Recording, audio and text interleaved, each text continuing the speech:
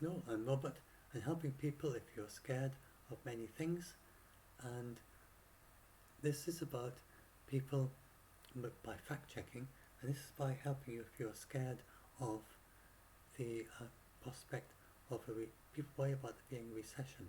The IMF are probably the best for this sort of thing, projecting the GDP growth, and they project GDP growth everywhere, except for Russia, Belarus, some small island states, and Ukraine.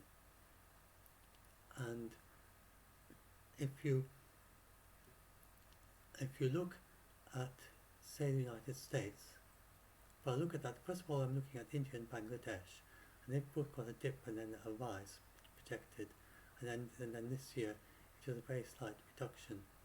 India is actually increasing this year relative to what it was last year, and Bangladesh slight reduction. So now if you go and look after a very big dip relative to their norm,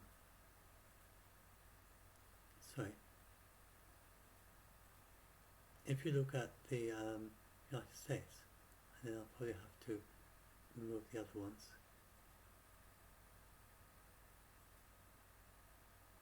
The United States, and then you look at them, and for the United States, they had a very low, they went to minus 3.4 GDP growth, and they went up to 5.7, a massive amount, way above their norm recently anyway, which is about 2 point something.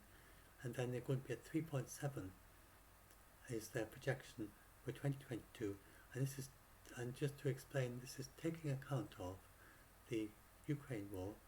It's also taking account of, and they assume the Ukraine war will continue through to the summer.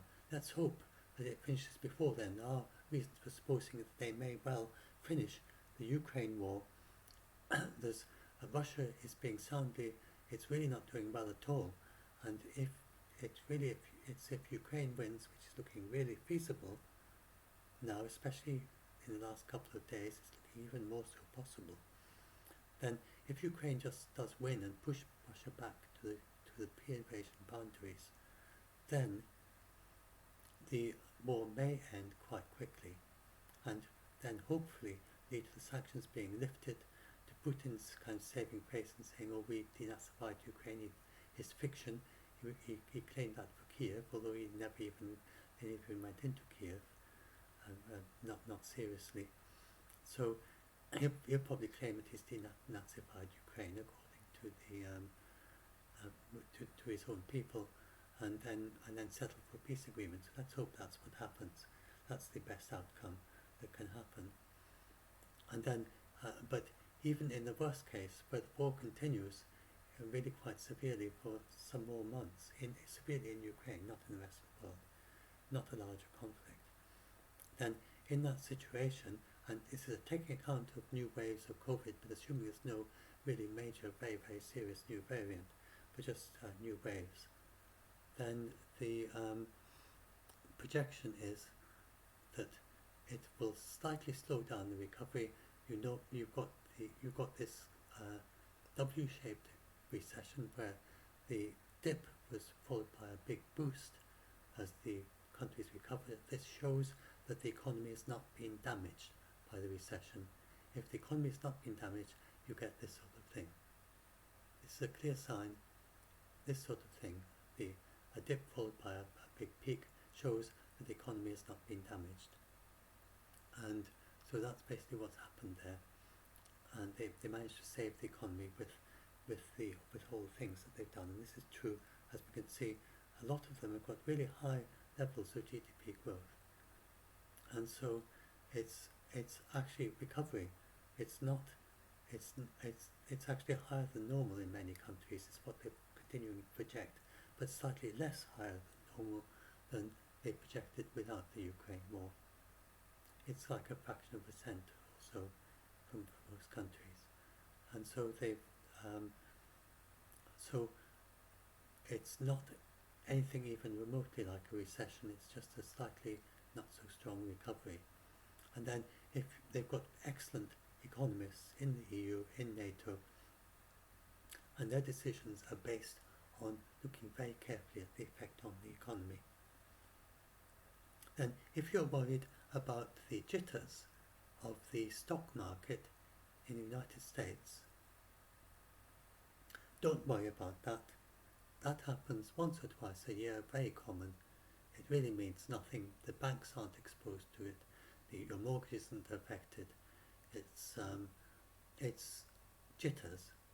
And in this case, it seems to be due to the Fed.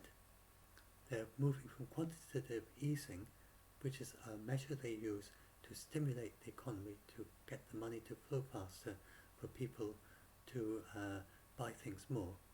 And then they move to quantitative tightening, which has the opposite effect. And then the traders in the stock market are getting jitters about whether this transition to quantitative tightening might impact on the stocks that they are investing in. So that basically is what the stock market thing is about. And if the jitters get too big, then the Fed will just have to postpone their quantitative tightening or not do it. But they are reasonably optimistic they will be able to do the quantitative tightening. If they do quantitative tightening, then I'm not sure what latest are as a result of the jitters, but if they achieve the quantitative tightening, the benefit of this is that it will reduce the inflation. But we're not talking about runaway inflation. We're not talking about suddenly your money's worth nothing kind of inflation. We're talking about somewhat higher inflation than usual. But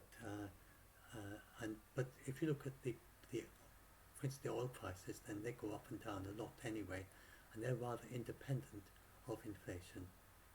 So they don't mean it's inflation just because you've got high oil prices, because they can just pop up and then they can pop down a few months later, and that's quite a lot to do with the Ukraine crisis.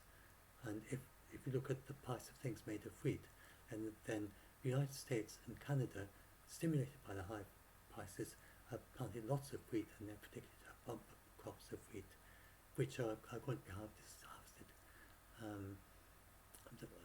They've got bumper harvest for the winter wheat, and then they're also planting lots of wheat. So I could talk about this separately, about the whole wheat thing. There's plenty of food in the world, but I'll talk about that separately. So there are impacts on the prices, but they are short-term impacts. They're not a long-term problem of not enough food in the world. And so you're talking about weeks, months, or something, but you're not talking about it's set like that. It's independent of the inflation, or to some degree. So anyway, so hopefully that helps you, and this will help you to be a little bit less scared about the whole worry about us entering a recession, because that doesn't seem to be the risk at the moment, based on the Ukraine war, and based on what's been happening, and it's taking account of the zero COVID in China, but that could be unknown. It could affect the recovery a bit if the China get very restrictive and shut down the industry because of zero COVID. If the Ukraine war, well, it doesn't look at all like it's going to become a larger war. It's just not moving that direction, which is one of the things, one of their caveats. If it became a larger war, it would impact on the projections, but there's no sign of that. It's just not looking like that at all. It's looking almost like it'll probably peter out quite soon, based on how badly the Russians are doing. So yes, it doesn't really look as if there's much risk of a recession this year, though there is risk of higher inflation than usual in the United States, and some impact on food prices, especially like things involving wheat, and there's some impact on oil prices and gas prices in Europe, but not of a recession. That's not the issue at the moment.